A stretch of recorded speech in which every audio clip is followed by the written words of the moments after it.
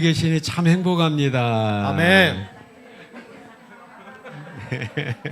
네, 아멘, 아멘. 우리 기도하고 하나님 찬양합니다. 하나님 감사합니다. 한 주 동안에도 여러 가지 상황 가운데 우리를 지켜주신 하나님 감사합니다. 오늘도 7일의 하루를 구별하시고 세상 가운데 구별해 주신 하나님 백성 삼으시고 오늘도 예배 자리 인도해 주셨사오니 하나님 감사합니다. 우리 하나님 찬양하기를 원합니다. 여호와 이름에 합당한 영광을 우리의 찬양으로 올려지는 귀한 시간 되게 하여 주시옵소서. 세상의 혼탁한 마음 정하게 하여 주시고 여러 가지 분주한 일 때문에 우리 마음 나눠져 있다면 하나님을 생각하는 귀한 마음으로 우리를 모아 주시옵소서. 예수님의 이름으로 기도했습니다. 아멘, 아멘. 우리 찬양하도록 하겠습니다.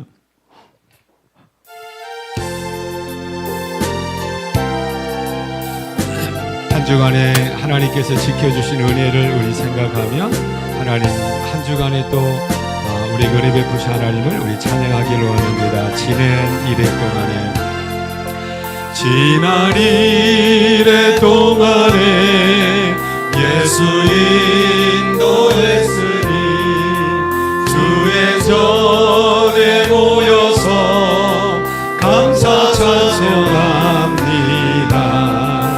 가장 복된 이날은 하늘 안식표로다. 가장 복된 이날은 하늘 안식표로다.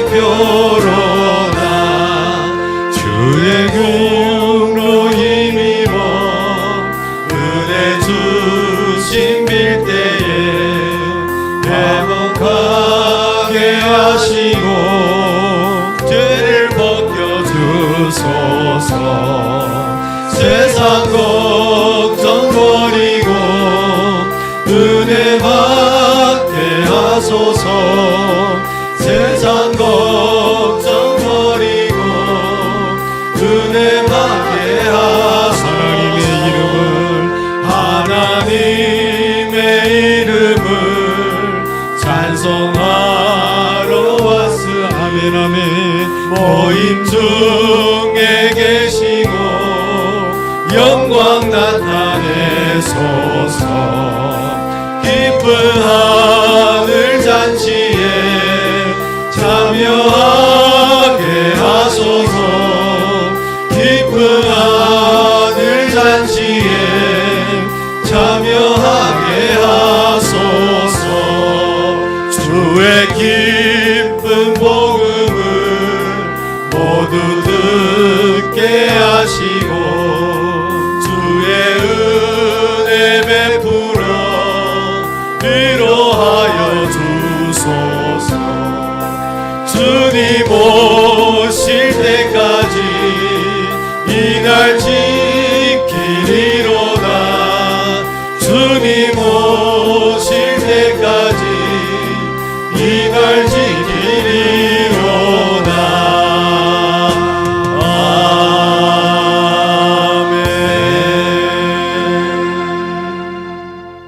아멘, 아멘.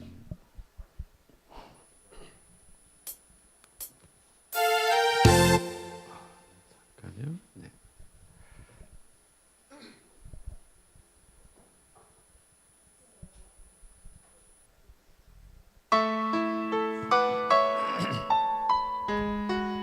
마음의 문을 열고 우리 주님을 향한 진정한 고백이 올려지는 우리 찬양, 나의 찬양이 되기를 원합니다.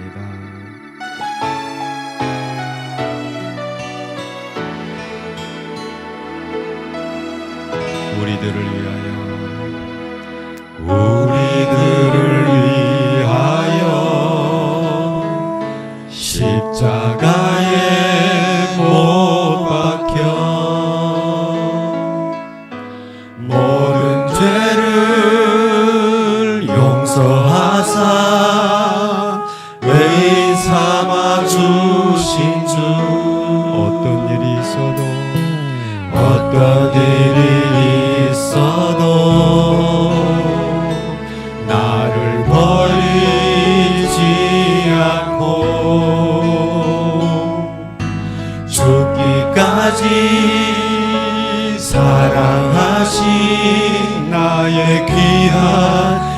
예수님 내 마음의 한 자리 가장 귀한 그 자리 주오셔서 앉으소서 주님만 나의 보배 내 마음의 한 자리 가장 귀한 그 자리 주오셔서 다스리소서 주님만 나의 영광 우리들을 위하여 십자가에 못 박혀 우리들을 위하여 십자가에 못 박혀 아멘 아멘 모든 죄를 용서하사 의인 삼아 주신 주 어떤 일이 있어도 나를 버리지 않고 죽기까지 사랑하신 나의 귀한 예수님 내 마음의 한자리 내 마음의 한 자리 아멘 아멘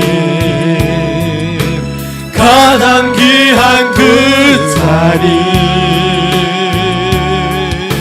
주오셔서 앉으소서 주님만 나의 보배 내 마음의 한 자리 가장 귀한 그 자리 주오셔서 다스리소서 주님만 나의 영광 내 마음의 한 자리 가장 귀한 그 자리 주오셔서 앉으소서 주님만 나의 보배 내 마음의 한 자리 가장 귀한 그 자리 주오셔서 다스리소서 주님만 나의 영광 주오셔서 다스리소서 주님만 나의 영광 우리 하나님 앞에 영광의 박수로 영광 돌리겠습니다. 하나님 감사합니다. 하나님 감사합니다.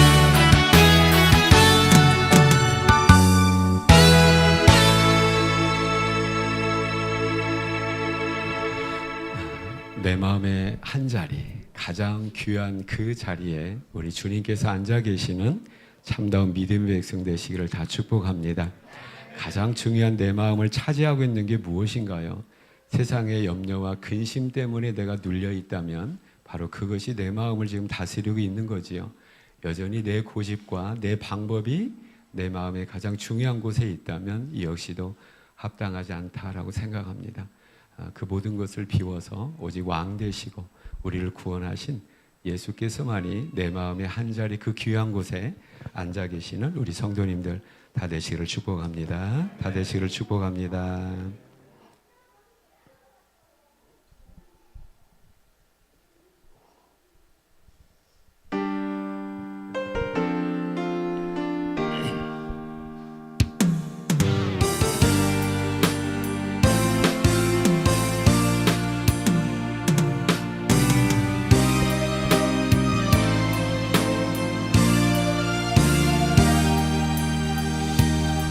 이제 내가 살아도 주 위에 살고 고백하기를 원합니다.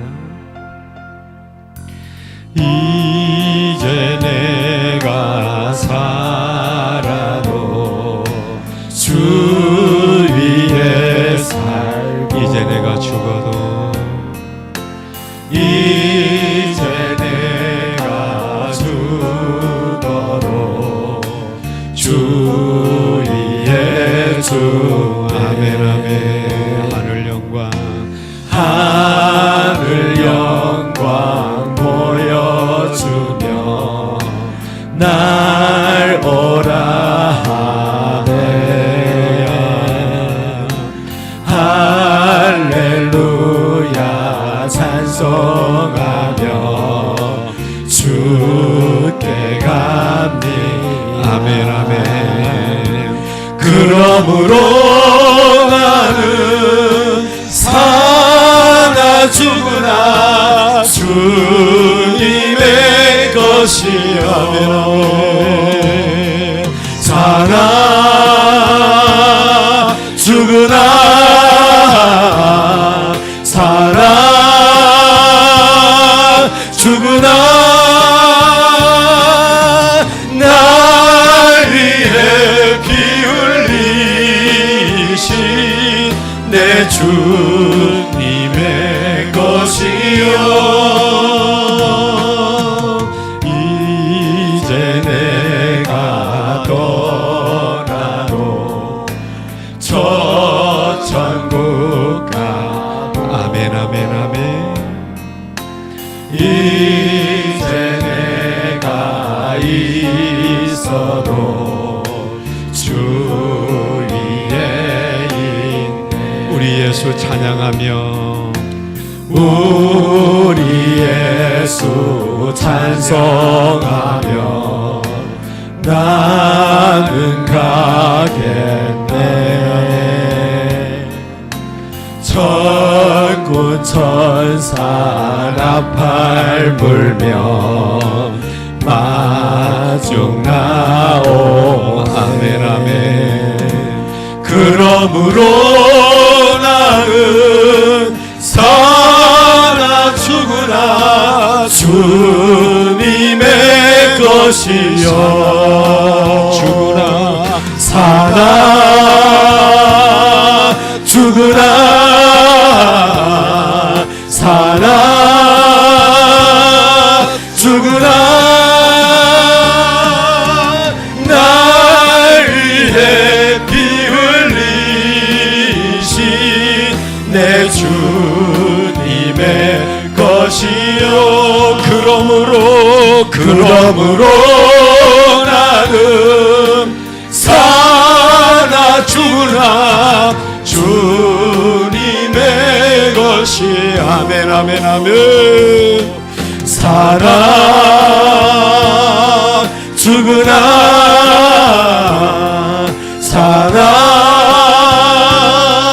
죽으나 날 위해 피 흘리신 내 주님의 것이요. 날 위해 피 흘리신 날 위해 피 흘리신 내 주님의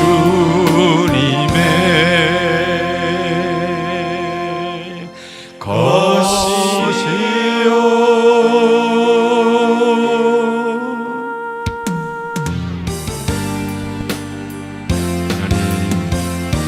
내가 여기 있습니다. 나를 사용하여 주시옵소서. 나를 보내소서. 하나님 감사합니다.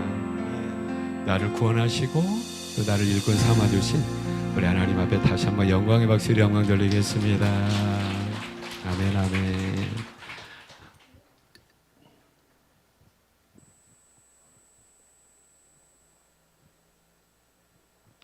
율동하도록 하겠습니다. 내게 강 같은 평화. 네. 율동원들 앞으로 나오시기 바랍니다.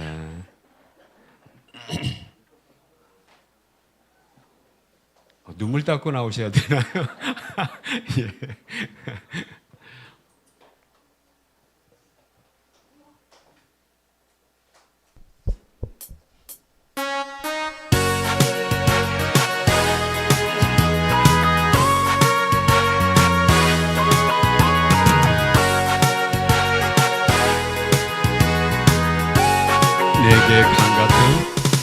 내게 강 같은 평화, 내게 강 같은 평화, 내게 강 같은 평화가 넘치네.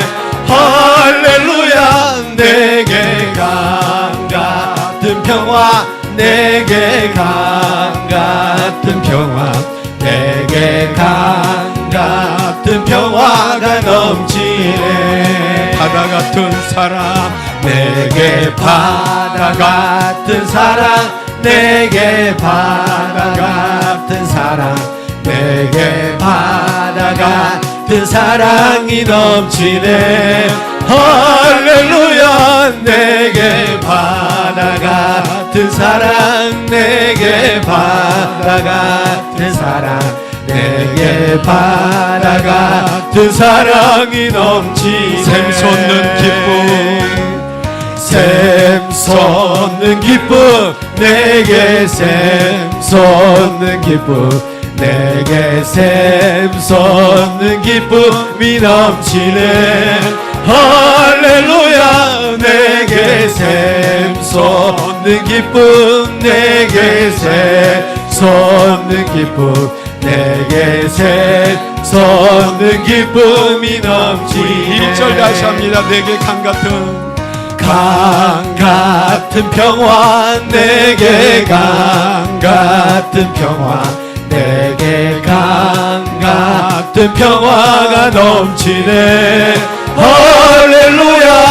내게 강 같은 평화, 내게 강 같은 평화, 내게 강 같은 평화가 넘치네. 바다 같은 사랑이, 내게 바다 같은 사랑, 내게 바다 같은 사랑, 내게 바다 같은 사랑이 넘치네. 할렐루야. 내게 바다 같은 사랑, 내게 바다 같은 사랑, 내게 바다 같은 사랑이 넘치네.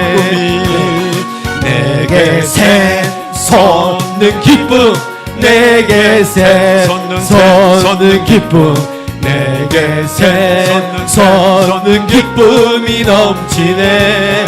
할렐루야. 내게 샘솟는 기쁨, 내게 샘솟는 기쁨, 내게 샘솟는 기쁨이 넘치네. 믿음 소망 사랑이, 내게 믿음 소망 사랑, 내게 믿음 소망 사랑, 내게 믿음 소망 사랑이 넘치네. 할렐루야. 내게 믿음 소망 사랑, 내게 믿음 소망 사랑, 내게 믿음 소망 사랑이 넘치네. 네. 아멘 아멘 아멘. 율동은 두 곡입니다. 네. 들어가실 분은 어쩔 수 없고.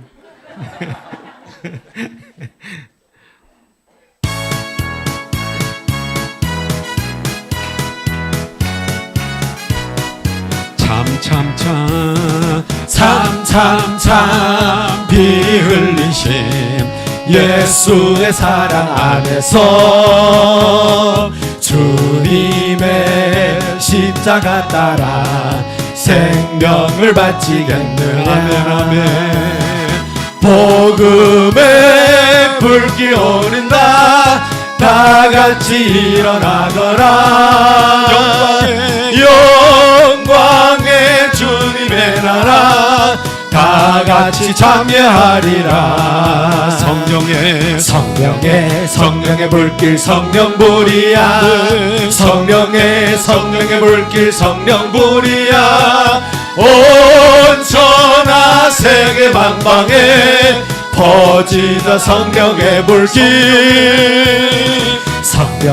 성령의 불길 성령불이야 성령의 불길 성령불이야 온 천하 세계 만방에 퍼지다 성령의 불길 참참참 들려오는 구원의 근동소리에 복음을 전파하려면 희생을 각오하느냐 구원은 성도들의 것 진리로 거두리로다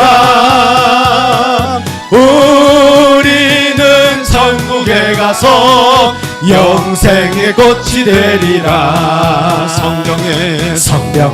성령의 불길 성령불이야 성령의 불길 성령불이야 온 천하 세계 만방에 퍼지자 성령의 불길 성령의 불길 성령불이야 성령의 불길 성령불이야 온 천하 세계 만방에 퍼지자 성령의 불길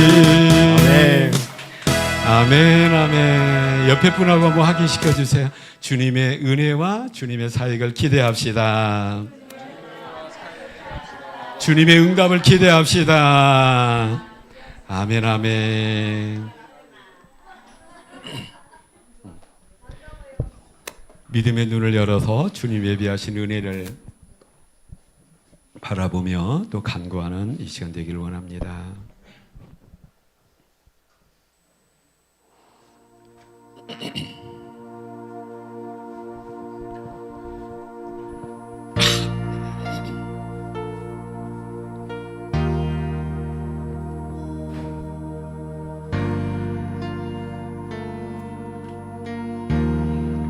우리 주는 위대하며 이 주는 위대하며 능력이 많으시도다 그의 지혜 무궁하며 인자는 영원하도다 상한 자를 고치시며 상처를 싸매시도다 별들의 수를 세시며 이름을 붙이셨도다 그가 구름으로 하늘을 덮으시며 땅을 위하여 비준비하시니 예루살렘아 여호와를 찬송할지어다 내 하나님을 감사함으로 그 앞에 나가며 주임제 앞에 경배해 우리 주는 위대하며 우리 함께 찬양합니다. 능력이 많으시도다 그의 지혜 무궁하며 인자는 영원하도다 그가 구름으로 하늘을 덮으시며 땅을 위하여 비준비하시니 예루살렘아 여호와를 찬송할지어다 내 하나님을 감사함으로 앞에 나가며 주임제 앞에 경배 예루살렘아 예루살렘아 여호와를 찬송할지어다 내 하나님을 감사함으로 그 앞에 나가며 주임제 앞에 경배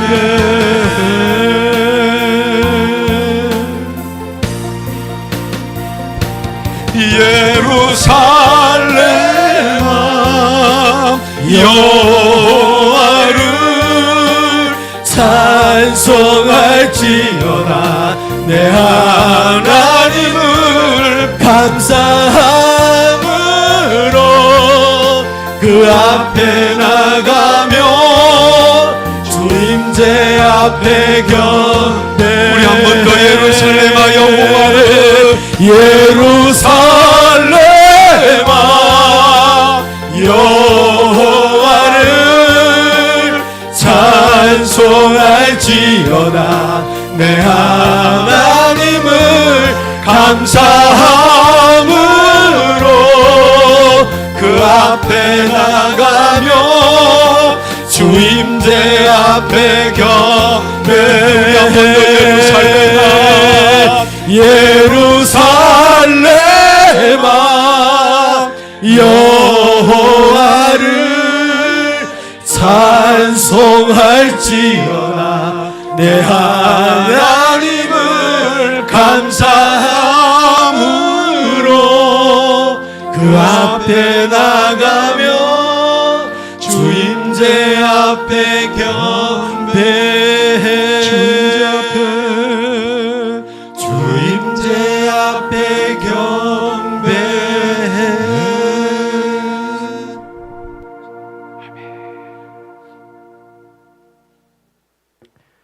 주임자 앞에 나와 있는 저와 여러분, 우리 마음을 다하여서 우리의 신앙 고백을 우리 하나님 앞에 올려드립니다. 전능하사 천지를 만드신 예배와 또 정말 드릴 때 마귀 사탄들 악한 영들이 정말 틈타지 못하게 하옵시고 오직 예배에만 집중하는 우리 모든 심령들이 되게 하옵소서. 아멘. 우리를 구원하신 예수님의 이름으로 기도드립니다. 아멘. 아멘, 아멘. 할렐루야. 가족 찬양 시간입니다. 오늘도 은혜로운 가족 찬양, 우리 이교명 집사님, 장명희 원사님 가족 나오셔서 우리 하나님 앞에 가족 찬양 하도록 하겠습니다. 큰 박수로 우리 맞이하도록 하겠습니다.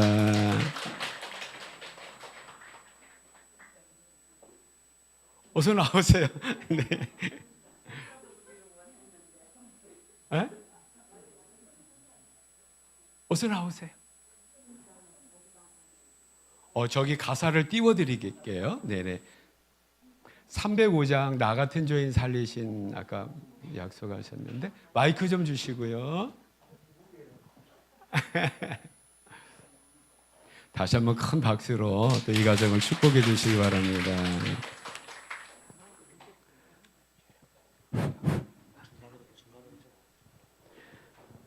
우리 이교명 집사님, 또 장명희 원사님이세요. 또 중국에 계실 때는 그 가정 처소를 또 이렇게 하셨던 가정입니다. 또 이렇게 전 가정이 좀 이렇게 자녀들과 또 어떤 손자들이 또 손녀들이 우리 교회에서 함께 신앙생활하고 있습니다. 가정 위해서 많이 기도해 주시고 또 축복해 주시기를 바라겠습니다. 나 같은 죄인 살리신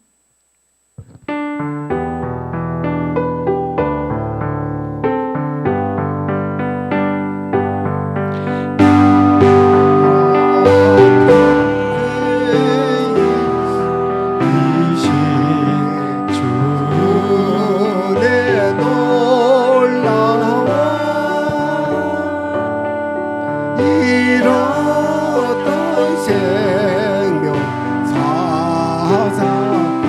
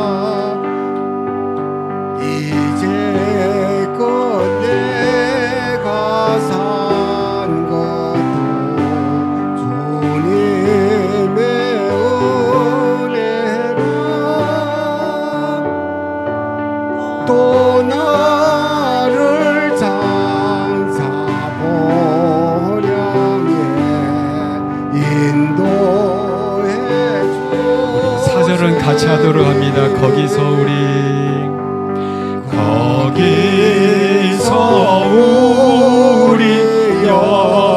영원히 주님의 은혜로 해처럼 밝게 살면서 주 찬양하리라.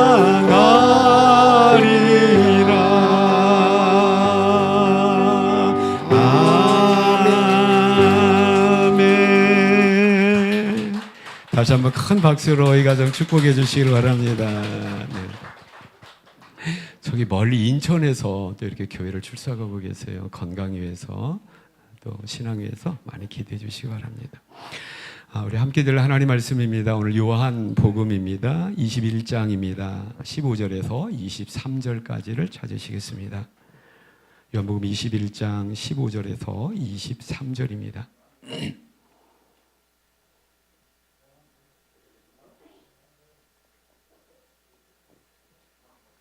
요한계시록 아닙니다. 일부에서도 요한계시록이라고 그래서 제가 요한계시록 설교할 뻔했는데 요한복음입니다. 요한복음입니다. 21장입니다. 15절에서 23절까지를 찾으셔서 우리 함께 교독하도록 합니다. 옆에 분 좀 도와주세요. 우리 새 가족들 좀 도와주시기 바랍니다.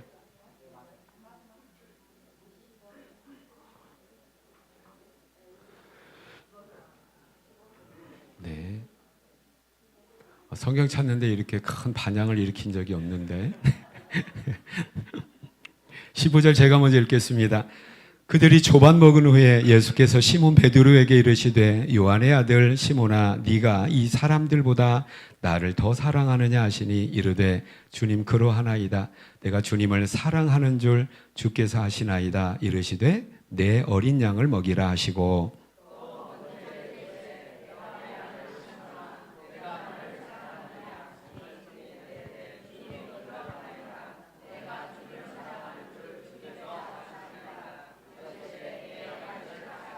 세 번째 이르시되 요한의 아들 시몬아 네가 나를 사랑하느냐 하시니 주께서 세 번째 네가 나를 사랑하느냐 하심으로 베드로가 근심하여 이르되 주님 모든 것을 아시오매 내가 주님을 사랑하는 줄을 주님께서 아시나이다. 예수께서 이르시되 내 양을 먹이라.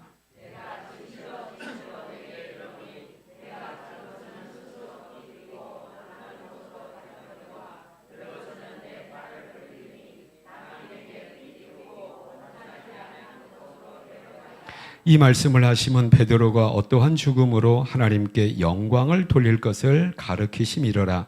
이 말씀을 하시고 베드로에게 이르시되 나를 따르라 하시니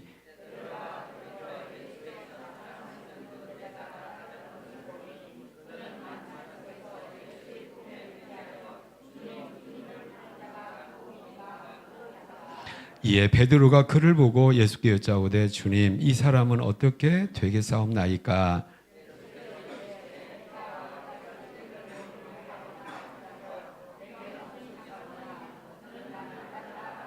함께 읽겠습니다. 이 말씀이 형제들에게 나가서 그 제자는 죽지 아니하겠다 하였으나 예수의 말씀은 그가 죽지 아니하겠다 하신 것이 아니라 내가 올 때까지 그를 머물게 하고자 할지라도 내게 무슨 상관이냐 하신 것이로라. 아멘 아멘.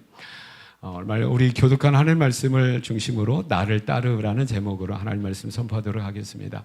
4월 마지막 주입니다. 우리 4월 한 달 동안에는 예수님의 부활을 주제로 해서 우리가 4번의 말씀을 지금 듣고 있습니다. 4월 첫 주가 부활절이었는데요. 그 첫 주에는 우리가 어떤 말씀을 들었냐면 예수님의 부활은 하나의 역사적 사건으로서 부활의 사건이 있었다라고 하는 거죠. 신화적인 꾸며낸 이야기가 아니라 어린이 동화책과 같은 누가 지어낸 이야기가 아니라 예수님의 부활은 이 세상에 실질적으로 일어났던 사건으로서의 하나의 역사성이 있다라고 하는 것이고요. 그렇다면 그 예수님의 부활이 현대를 살고 있는 나에게는 어떤 연관성과 의미가 있는가? 예수님의 부활은 고린도전서 15장 말씀에 보면 부활의 첫 열매로서의 예수님 부활인데 예수님만의 부활로 끝나는 것이 아니라 첫 열매인 예수님의 부활이 예수님 안에 있는 우리의 부활로 연결되어지는 부활의 열매가 계속되어질 것이다. 할렐루야. 그래서 예수님의 부활은 그 누구의 부활이 되는 겁니까? 나의 부활이 되어서 생명 가운데 우리가 지금 이 세상을 살아가고 있고 영원한 생명을 향하여 우리가 나가고 있다라고 하는 것이죠. 두 번째, 세 번째 주에는 한 가지 주제를 가지고 두 번에 걸쳐서 우리가 살펴보았는데, 그럼 예수님의 십자가의 죽으심과 부활이 성경은 기쁜 소식이라고 하는데 왜 그게 기쁜 소식인가? 하나님 아버지께서 예수님의 부활을 통하여서 우리 구원을 확증해 주신 거예요. 확실하게 인정해 주셨다라고 하는 거죠. 도대체 뭐냐면, 그래서 우리가 하나님 앞에 큰 문제가 있었는데 그 문제는 뭐냐면 죄라는 문제가 있었는데, 두 번째 시간에 우리가 들었던 것은 뭐냐면 하나님 앞에 죄인이기 때문에 우리는 하나님 앞에 어떤 존재가 되었느냐?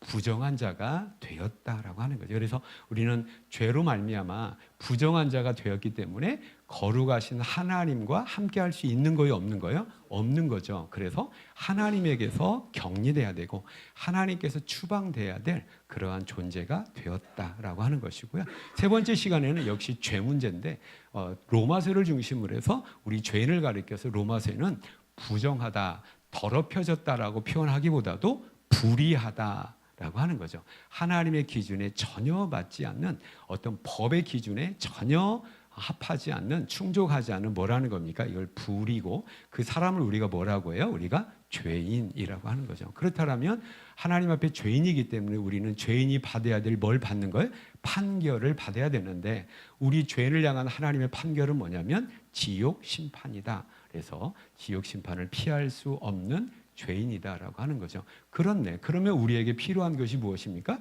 죄 때문에 우리가 하나님 앞에 뭐 했기 때문에?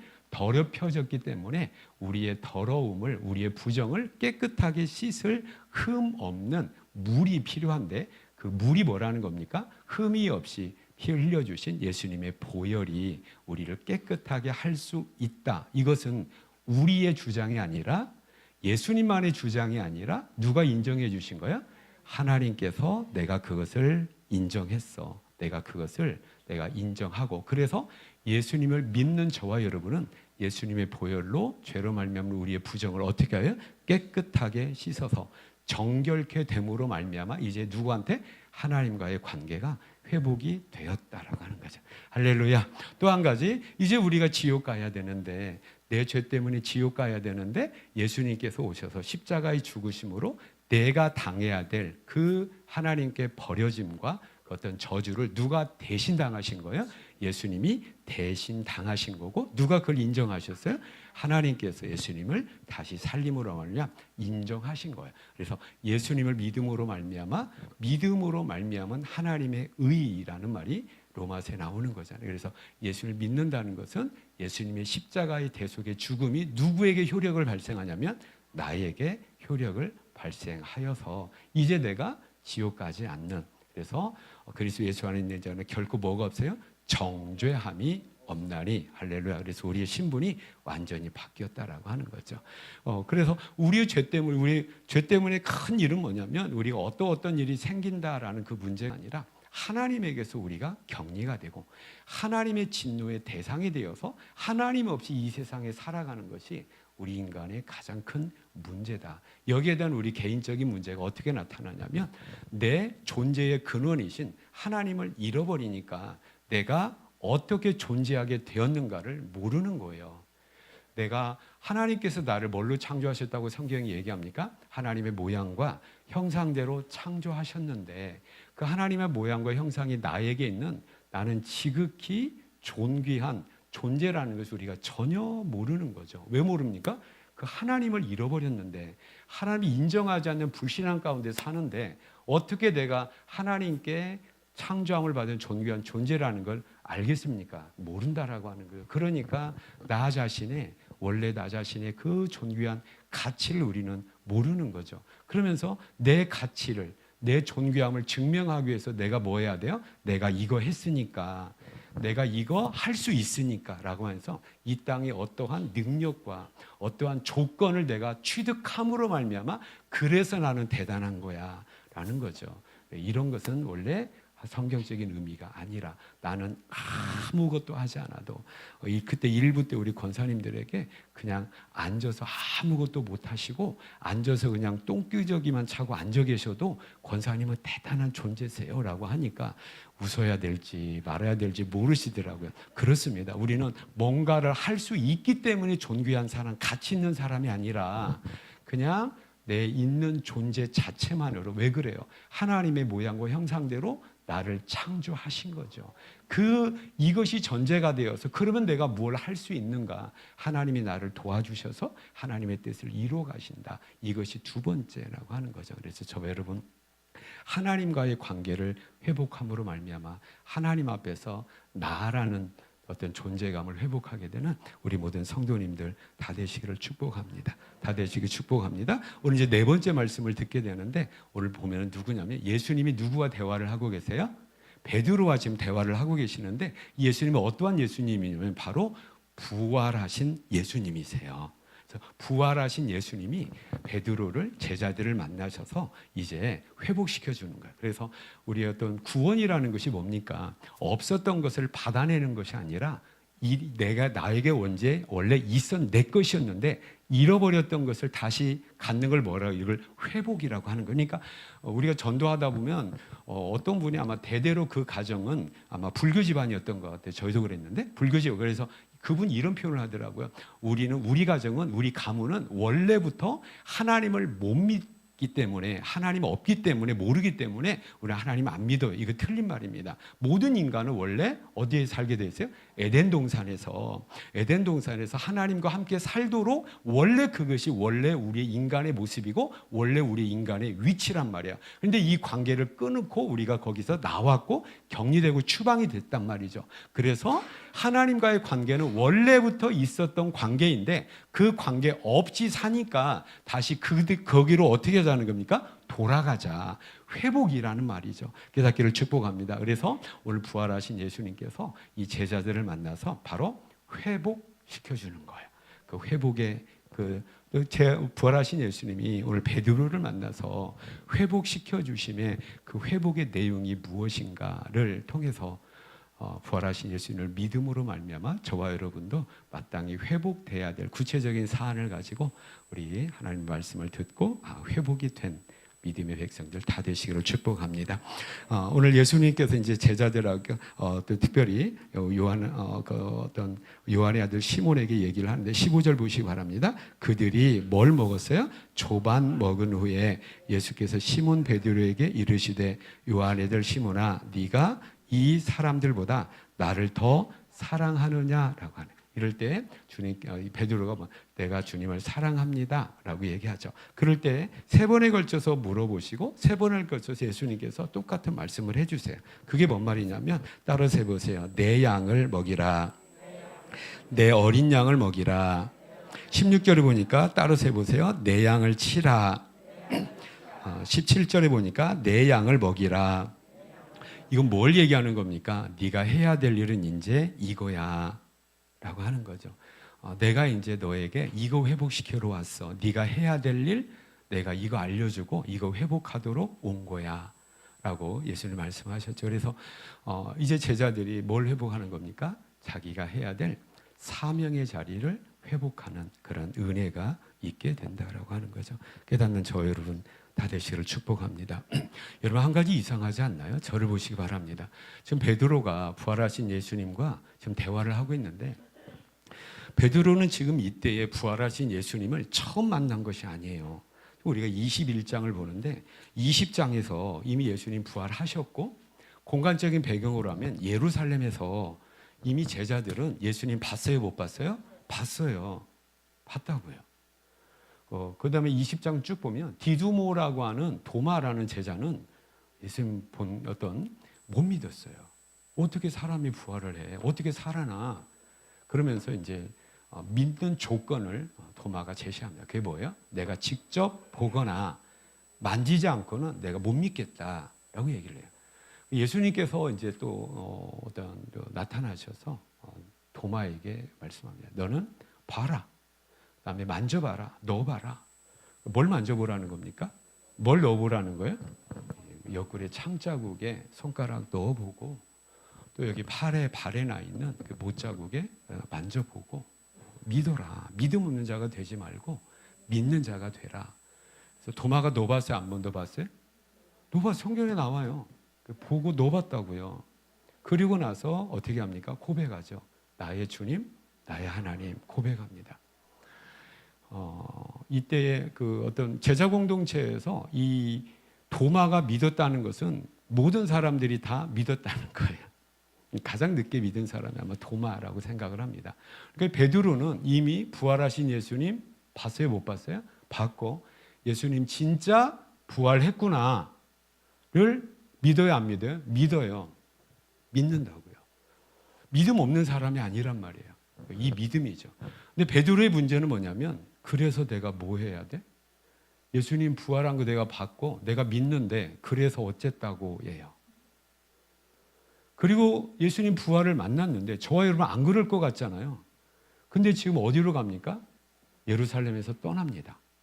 떠나서 어디로 가냐면 고향으로 가요. 갈릴리로 가요. 북쪽으로 이동한 겁니다. 지금 가서 베드로가 뭐 하냐면 우에 성경을 보면 나 고기 잡으러 갈 거야 라고 얘기해요. 그럴 때 제자들이 나도 데려가 주세요 라고 해서 지금 고기를 잡는 겁니다. 그렇죠? 이해가 되시죠? 그런 상황 가운데서 21장 1절 이하에 보면 호숫가에서 이제 밤새도록 고기를 이제 잡고 예수님이 이제 호숫가에 서 있는데 밤새도록 고기 잡는데 한 마리도 건지지 못한 거예요. 밤새도록 그물질을 했는데 한 마리도 건지지 못한 상황 가운데서 이 제자들에게 뭐라고 하십니까? 배 오른쪽에 그물을 내려봐 라고 얘기를 하는 거예요. 저기에서 얘기하니까 오른쪽에 그물을 내린 거예요. 그러니까 잡았어요? 못 잡았어요? 잡은 겁니다. 잡아서 올렸죠. 그 숫자가 정확하게 지금 요한복음에 나오는 그 몇 마리 잡았어요? 153마리를 잡았어요. 우리 교회에서 그 볼펜이 있는데 흰 모나비 볼펜에 2로3 써 있잖아요. 이게 이제 그 모나비 사장님이 아마 예수 믿는 사람인 것 같아요. 그래서 2로3 볼펜을 만들었는데 어쨌든 그렇습니다. 그리고 나서 제자들에게 예수님께서 이제 베드로에게 얘기를 하는 거죠. 여러분 베드로의 문제는 뭐냐면 믿음 없음이 문제가 아니에요. 착각하지 마세요. 베드로는 믿음이 있어요. 믿음이 있고 또 한 가지 뭐예요? 너 나 사랑해? 라고 물어볼 때에 베드로 뭐라고 했죠? 사랑한다라고 해요. 예수님 사랑하는 마음이 그럼 이게 진심이에요. 몇 번이나 물어봅니까? 3번 물어볼 때 3번 똑같은 대답을 합니다. 그리고 마지막 물어볼 때 예수님께 너 나 사랑하니? 라고 3번 물어본다. 3번의 의미가 있겠지요. 3번 물어볼 때 베드로가 고민하면서 내가 주님을 사랑하는 줄 누가 아신다는 거예요? 주님이 아십니다. 저 아시잖아요. 라고 하는 거죠. 자, 베드로는 아무 문제가 없는 것 같아요. 자, 부활하신 예수님을 만났기 때문에 정확하게 믿어요. 확신하고 있어요. 예수님 믿는 겁니다. 부활하신 예수님 믿고요. 또 한 가지 그만큼 주님을 뭐해서 지금 사랑해요. 베드로의 문제는 뭐냐면 그래서 내가 뭐 해야지를 몰랐던 거예요. 내가 지금 뭐 어떻게 살아야 되지를 몰랐어요. 예수님 만났어요. 또 주님 사랑해요. 그럼 내가 뭐 어쩌라고? 내가 뭐 해야 돼? 뭐 할 줄을 모르니까 지금 뭐 하고 있는 거예요. 뭐 하고 있는 겁니까? 다시 그물을 3년 전에 이 베드로는 이 똑같은 말을 들어요. 예수님께서 오늘 베드로에게 뭐라고 하냐면 2번 말씀하시는 게 뭐냐면 사랑하느냐는 3번 물어봤는데 2번 말씀하시는 게 뭐냐면 나 따라와. 너 나 따라와야 돼. 여러분 이건 지금 베드로가 처음 듣는 게 아니에요. 3년 전에 베드로의 원래 직업은 뭐였습니까? 어부였잖아요. 그물질하고 있을 때에 주님께서 부르세요. 나를 따라오너라. 내가 너로 하여금 뭘 낚는? 사람을 낚는 어부가 되게 하겠다.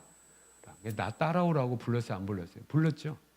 그때 베드로는 어떻게 합니까? 배와 그물과 아비를 버려두고 누구 쫓았어요? 예수님 쫓았어요.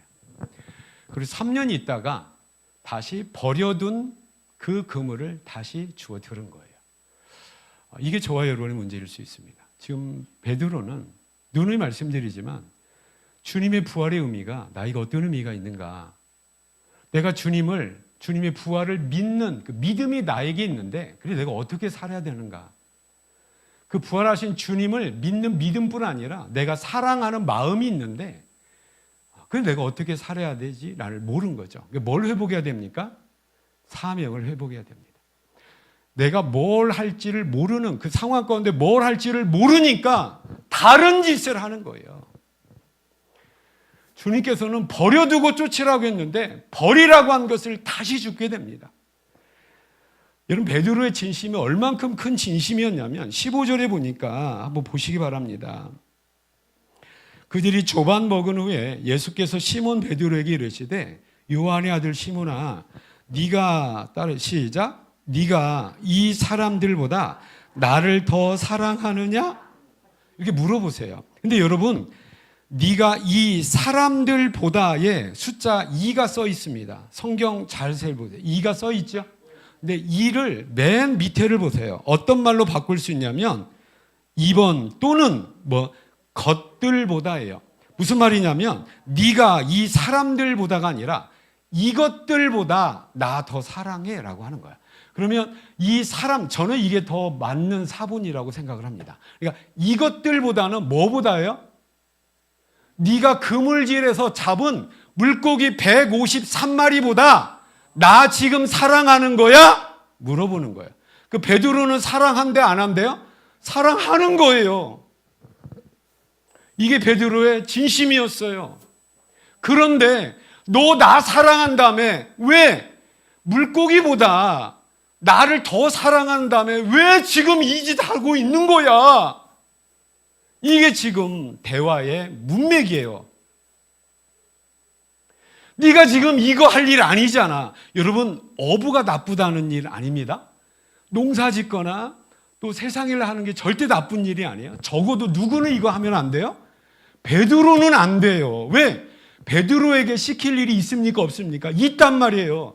근데 왜 너는 이 고기 잡는 것보다 나 더 사랑한다며? 왜 지금 이거 하고 있는 거야? 물어보는 거예요.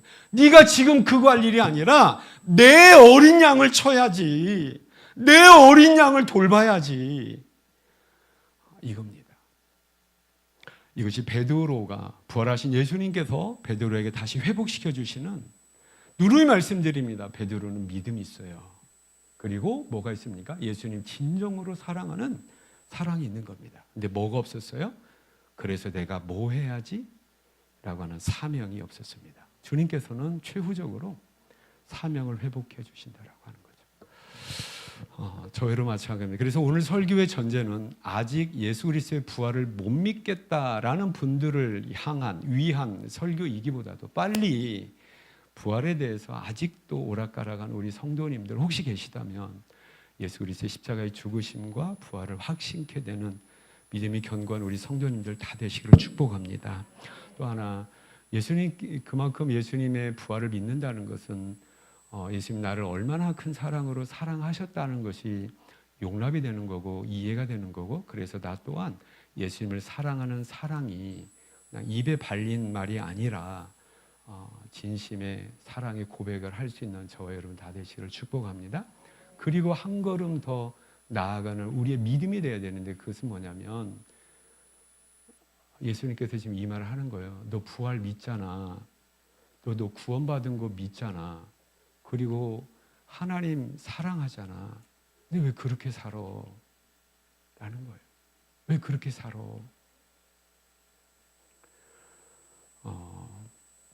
우리의 예수 믿고 난 이후에 우리의 큰 감사의 조건은 뭐냐면, 저도 그랬고요. 우리 성도님들도 아마 그러리라고 생각을 합니다.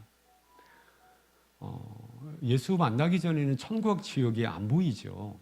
예수 만나고 천국과 지옥이 보이니까 내가 이제 천국 가게 된 것이 얼마나 큰 감사인가. 근데 우리의 문제는 뭐냐면 오늘 구원받고 천국 백성이 된 다음에 내일 천국 가지 않는다는 거예요. 우리 윤홍건 집사님 몇 년간 예수 믿고 계세요? 그래, 15년. 아니 왜 천국 안 가고 아직도 여기 버티고 있는 거예요? 저도 그래요.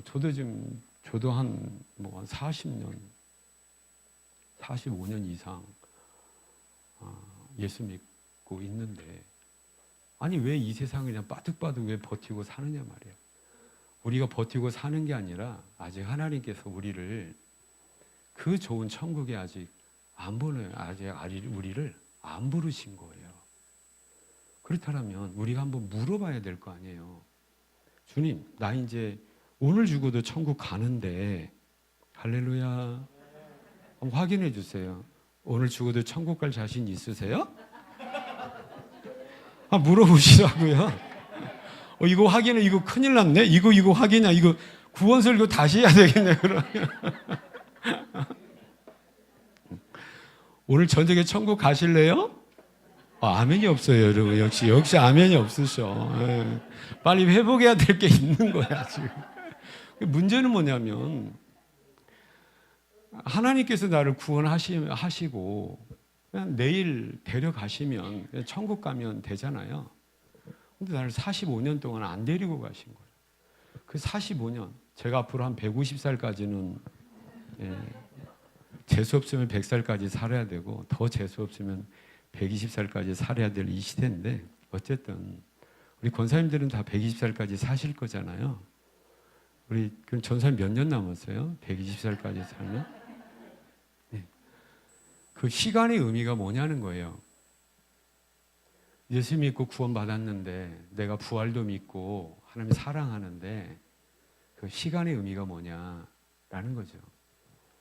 우리 하나님께 물어봐야 돼요. 하나님, 하나님의 때에 나를 불러주셔서 교회 다니게 해주시고 나에게 믿음도 주셨는데 이제 내가 어떻게 살아야 됩니까?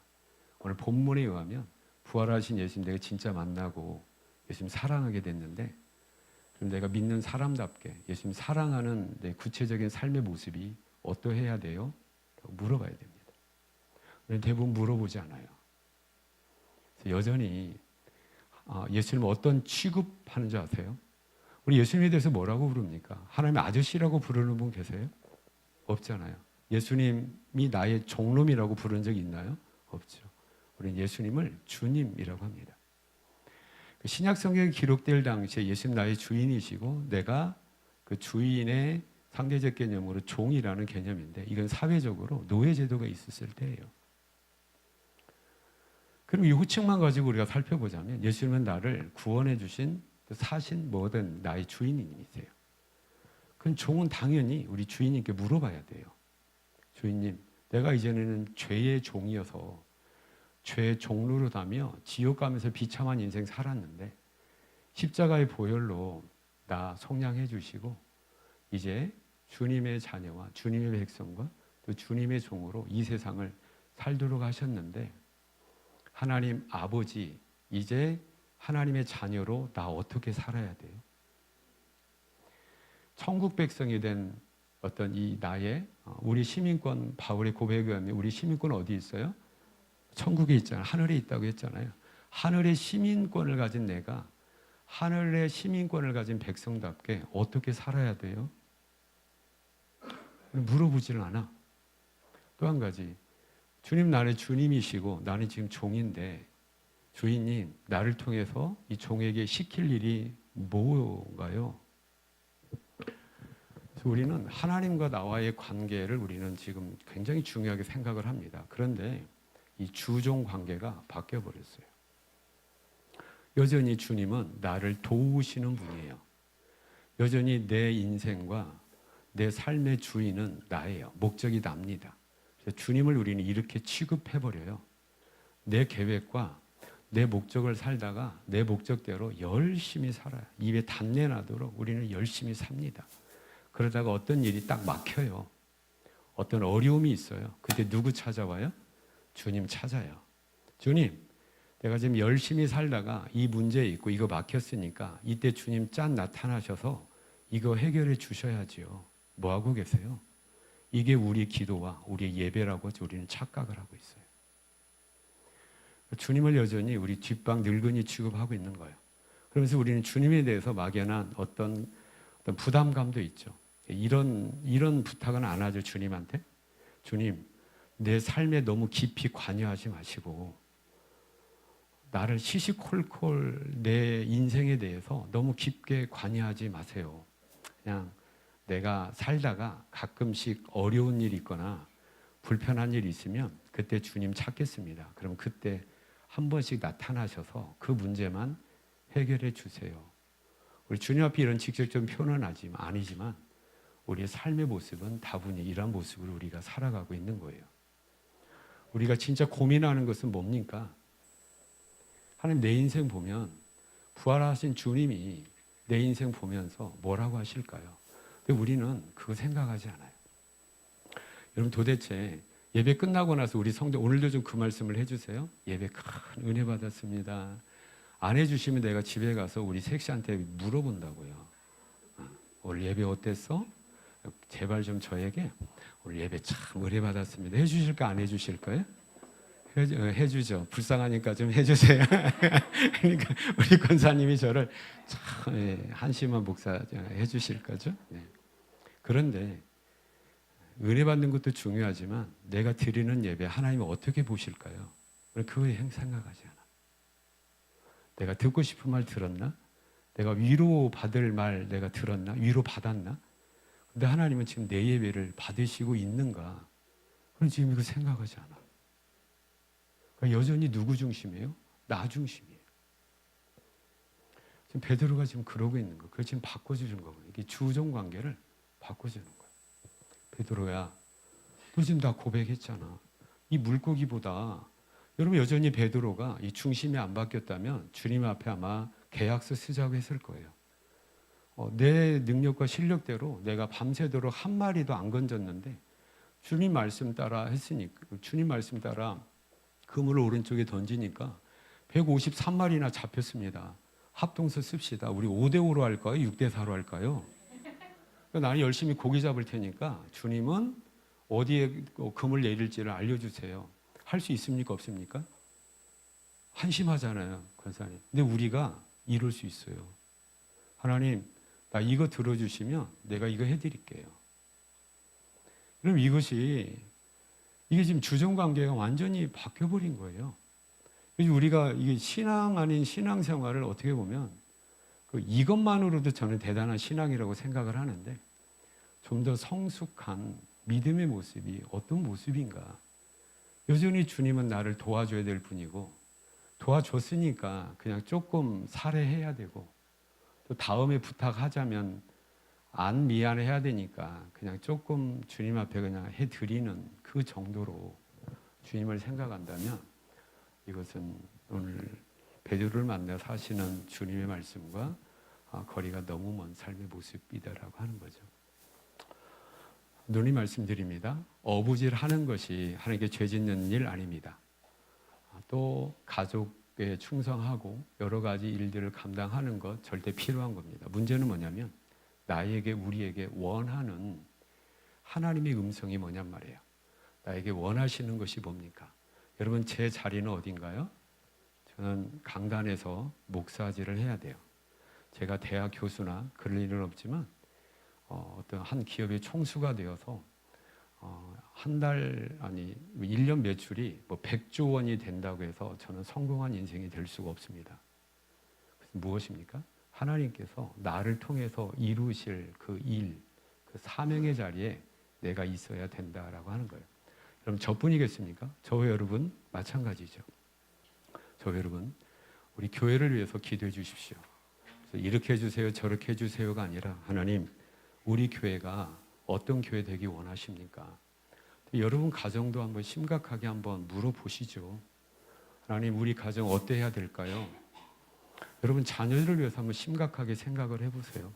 어떤 교육학자가 얘기하더라고. 최근에 들은 얘기인데, 한국의 부모님들에게 이런 경종을 울렸습니다. 여러분 자녀 좀 제발 사랑하지 마세요. 여러분의 사랑 때문에 여러분 자녀들이 지금 다 망가지고 있습니다. 이 말을 하더라고요. 그러니까 하나님 맡겨주신 그 귀한 자녀들, 삼손의 아버지 마노아가 물어봐요. 자식 준다라고 하니까 이렇게 물어봅니다. 한 주신 자식, 이 자식 내가 어떻게 길러야 됩니까? 이게 사사기 말씀이에요. 물어보자고요.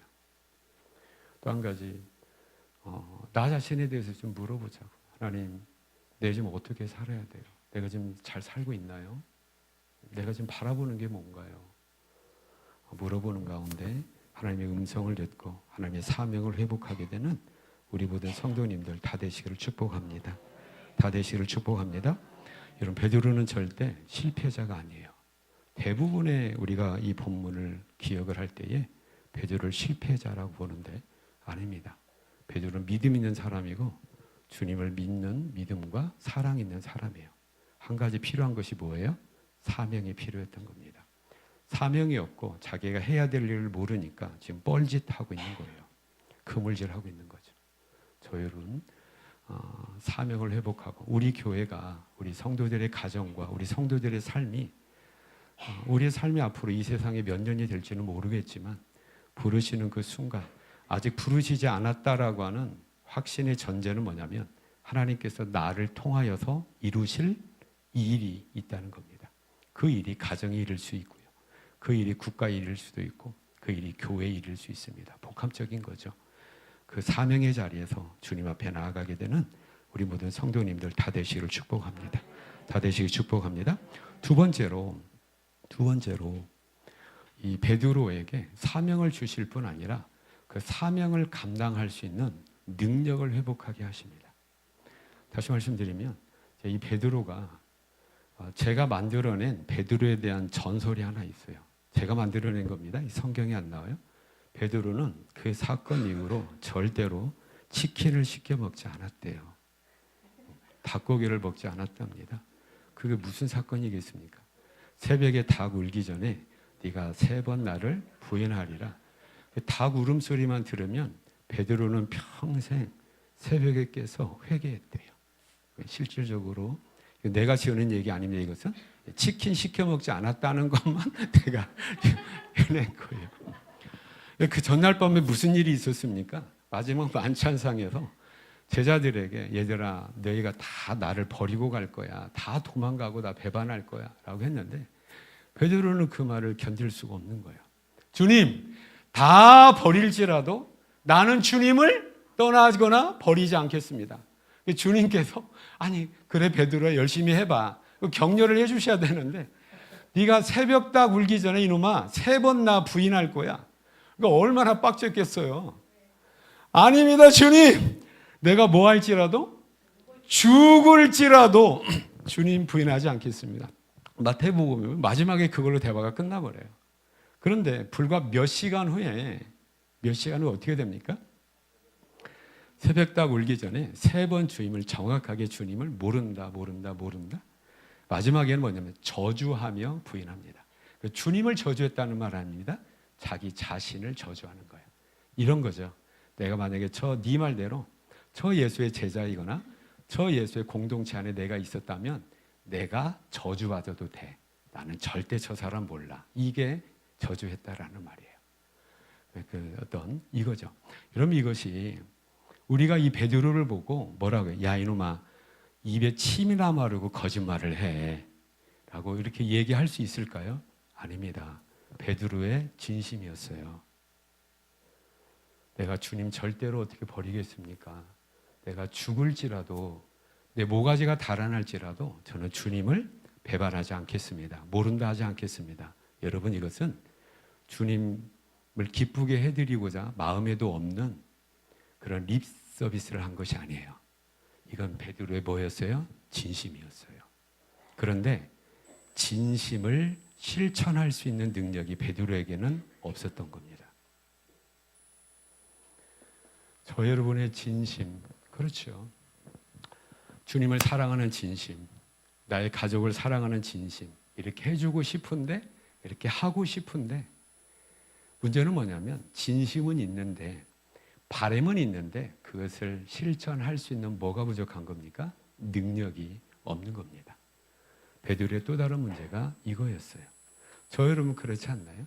아까 우리 권사님 나오셔서 회개기도 하셨는데 누가 죄를 지난주 숙제하셨나요, 여러분? 우리 남성들 숙제하셨어요? 뭐 하셨죠? 술 먹고 담배 먹는 게 숙제였는데 숙제하셨나요? 그건 날마다 회개하는 이유가 이러면 되는데 안 되는데? 안 되는데 그 누가 모르냐고요. 안 되는데 어느덧 안 돼 그쪽으로 가면 안 돼 하면서 어느덧 하는데 거기 가 있네. 이게 뭡니까? 의지 문제가 아니라 무슨 문제입니까? 진심 문제가 아니라 능력 문제인 거예요. 주님 베드로 이거 너무 잘 아십니다. 그리고 내 어린 양을 먹여라, 내 양을 치라, 내 양을 먹이라. 그 양이 누구 거래요? 내 거라고 주님 말씀하세요. 그건 뭐죠? 내 양을 너에게 맡겨줄 거야.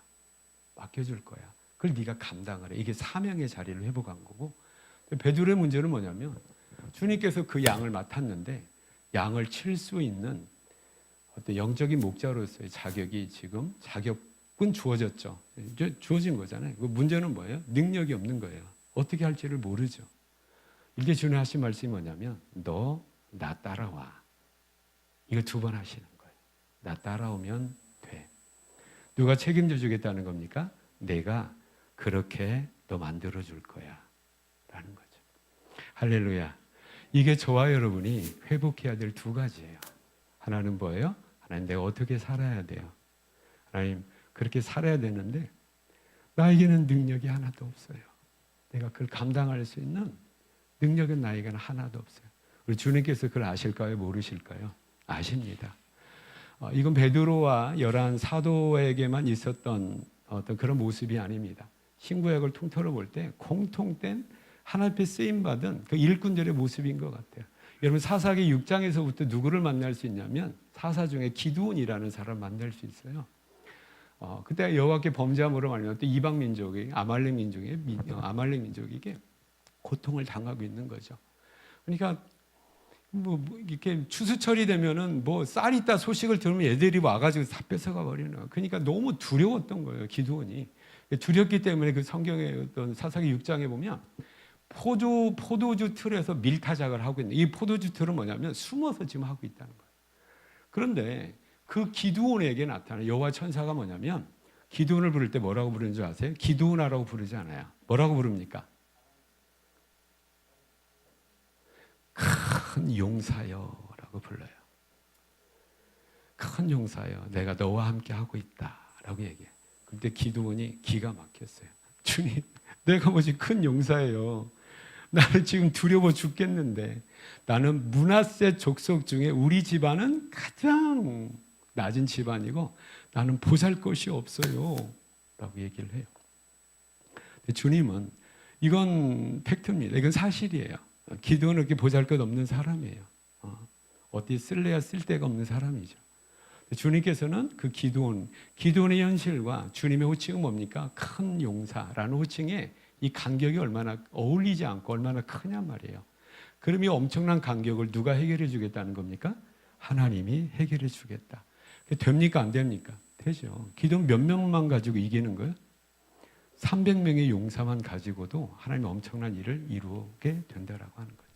이것이 하나님의 일을 맡겨주시고 하나님께서 도와주셔서 하나님의 능력으로 하나님의 일을 감당하는 사명자의 승리의 모습이다라고 하는 거예요. 깨닫는 저 여러분 다 되시기를 축복합니다. 저 여러분 한 가지 버려야 될 게 있어요. 나는 못난이라고 하는 못난 생각 버리시고 나는 실패자라고 하는 실패자의 의식을 버리시는 우리 성도님들 되어야 됩니다. 이게 뭐냐면 실패에 익숙하면 나는 실패자라고 하는 안경을 가지고 내 자신을 바라봐요. 그 대표적인 게 저는 모세라고 생각을 합니다. 출애굽기 2장에 보면 호렙산에서 하나님께서 모세를 역시 부르세요. 부르시고 내가 너를 바로에게 보내고 이스라엘 백성들을 애굽 땅에서 인도하게 하겠다. 그런데 하나님의 그 사명과 지금 이 모세의 처지가 너무 큰 차이가 있는 거예요. 그래서 그때 모세의 말이 뭡니까? 하나님, 내가 누군데 바로에게 가며 내가 누군데 이스라엘 백성을 애굽에서 인도하여낸 그 지도자의 사명을 감당할 수 있습니까? 이 말 합니까? 안 합니까? 하죠. 그 지금 내가 누구예요? 이런 거거든요. 주님, 내 지금 꼬라지를 보세요. 지금 저는 그 200만이나 되는 엄청난 하나님의 백성을 어떻게 해요? 나는 지금 양 너댓 마리 지금 가지고 내가 지금 죽을 쓰는 인생인데 그 양도 안타깝게 내 거 아니에요. 누구 겁니까?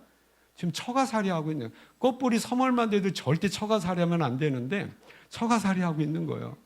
그러니까 지금 아니 내 꼬라지를 좀 보라고요. 내가 지금 처가살이하고 근근히 하루하루 장인 눈치 보면서 이두루가 눈치 받는지 안 받는지는 모르겠지만 눈치 보면서 나는 지금 하루하루 살아가는데 아니 내가 바로왕에 가서 대적을 한다고요? 이스라엘 백성을 인도한다고요?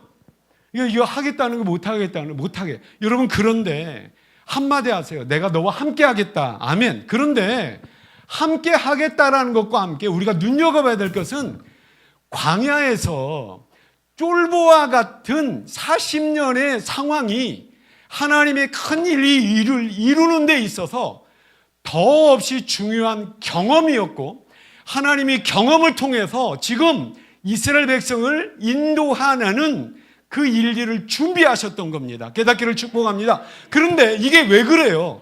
이스라엘 백성들 지금 애굽에서 모세가 이끌어낸 다음에 어디를 지나야 됩니까? 광야를 지나야 되는데 이스라엘 백성들 지금 광야를 경험한 적이 있어요, 없어요? 없습니다. 애굽의 풍요로운 땅에 살고 있는 거예요. 광야를 경험한 누구도 없는 거예요. 그런데 이 백성을 그러면 경험한 누구를 통해서 일을 이루어야 돼요? 모세예요. 모세는 광야 40년간 있었다고요. 이 계절에는 어떻게 되고 이 상황은 광야가 어떻게 된다는 것 훤히 알고 있는 사람이에요. 또 애굽에 가야 되는데 애굽에서 몇 년간 생활했습니까? 40년간 생활했는데 왕궁에서 생활했기 때문에 그 왕궁에서의 권력의 권력 구도를 이 모세는 피부로 이미 알고 있었어요. 이미 바로에게 가서 대적할 수 있는 조건이 갖춰진 사람이라. 그러니까 애굽에 갈 수 있어요, 없어요? 있단 말이에요. 이미 그것은 왕자로서 40년간 생활을 했기 때문에 또 백성을 이끌고 광야로 나갈 수 있어요, 없어요? 있어요. 왜? 40년간 지금 광야에서 생활하고 있는 거예요. 그러니까 조건적으로도 완벽하게 출애굽 지도자로서 갖추어졌다란 말이에요. 깨닫기를 축복합니다. 그런데 모세는 이 자기의 완벽한 조건을 실패자의 눈으로 보니까 나는 못한다라고 하는 거예요. 여러분 이걸 벗어야 돼요. 깨닫기를 축복합니다. 여러분 지금 연약함 가운데 나는 이래서 쫄보고 나는 이래서 아무것도 못해라고 하는 이런 모든 조건이 사실은 주님의 사명을 감당하기에 더없이 필요한 자원들이고 주님께서 준비시킨 거라고요. 깨닫기를 축복합니다. 여러분 이것을 우리 그래서 승리자, 사명자의 안경을 끼고 우리가 나 자신을 바라볼 수 있어야 돼요. 이것이 안 되니까 여전히 나는 아무것도 못하는 쫄보 의식을 가지고 출애굽한 이스라엘 백성들이 가데스 바네아에서 40일간 정탐을 하고 난 다음에 정탐꾼의 보고를 듣고 난 다음에 뭐라고 10명의 정탐꾼이 뭐라고 보고를 하죠? 가나안 족속에 비하면 우리는 뭐라고 해요? 메뚜기와 같다고 해요. 이 메뚜기 신앙이에요. 우리는 그러면 안 됩니다. 이게 실패자의 의식이에요. 메뚜기 신앙을 가지고 우리는 절대로 안 됩니다. 여러분, 모세는 더없이 지금 80세 동안에 하나님께서 빈틈없이 당신 일을 감당할 수 있도록 지금 어때요? 준비를 시키신 거예요. 근데 모세는 그걸 모르니까 이것 때문에 나는 할 수 없습니다라고 하는데 하나님은 거꾸로 그 경험했기 때문에 그 상황이니까 너는 내 일을 이룰 수가 있어. 이렇게 모든 상황을 하나님의 시각으로 보시고 하나님의 능력의 시각으로 보시면서 하나님의 뜻을 감당하게 되는 우리 모든 성도님들 다 되시기를 축복합니다. 그래서 여러분 지금 어떤 상황이 있는가요? 질병이라는 상황이 저는 가끔씩 얘기하잖아요. 수술 때에 눕기 전과 눕고 이후에 제가 제 자신을 바라보는 눈이 확 바뀌었고 성도들의 심령을 바라보는 저의 이 어떤 목회자로서의 이 느낌이 180도 바뀌었어요. 저는 지금도 고백합니다. 주님 감사합니다. 제가 그 수술이라고 하는 이것이 없었다면 저는 여전히 미약하고 여전히 싹군으로서의 사명을 제가 감당을 할 텐데 그것 아니어서 정말로 감사합니다. 그러니까 그것이 저에게 필요했던 거예요? 불필요했던 거예요? 필요했던 거예요. 근데 저는 그 순간에 몰랐어요. 하나님 아직도 더 할 일이 있는 것 같은데 왜 내가 일해야 됩니까? 라고 했는데 제 생각보다도 크신 하나님은 그러기 때문에 저에게 그것을 허락하신 거예요. 인정하게 된 우리 모든 성도님 되시기를 축복합니다. 그래서 하나님에게는 쓸데없는 것이 없습니다. 로마서 8장에도 얘기하잖아요. 이 모든 것이 합력하여 하나님의 선을 이루게 됩니다. 그래서 여러분 스스로를 대단하게 생각을 하세요. 한번 해보세요. 나는 대단한 사람이다. 사명을 감당하고 하나님 주신 사명을 감당하기에 나는 능력이 1도 없는 그 사명과 나의 능력의 그 엄청난 괴리를 하나님의 능력으로 메꿔주십니다. 이 베드로가 사도행전에 보면 그게 그 베드로야? 이 사람이 그 베드로야? 할 정도로 엄청나게 바뀌어 있는 모습이에요. 3장입니까? 미문에 들어갈 때에 나면서부터 안전병이 된 사람을 베드로가 만나게 됩니다. 근데 베드로가 뭐라고 하죠? 은과 금은 내게 없는데 내게 있는 것으로 내게 주노니 나사렛 예수 이름으로 일어나 걸어라. 이것은 예수님께서만이 할 수 있는 말이었어요. 근데 지금 예수님만이 할 수 있는 말을 누가 하고 있는 겁니까? 베드로가 하는 말이죠. 주님 말씀하셨잖아요. 나 따라와. 내가 하는 일과 더 큰 일을 너도 할 수 있을 거야. 이게 베드로의 능력의 모습이죠. 베드로가 머리 굴리거나 자기 방법으로 하잖아요.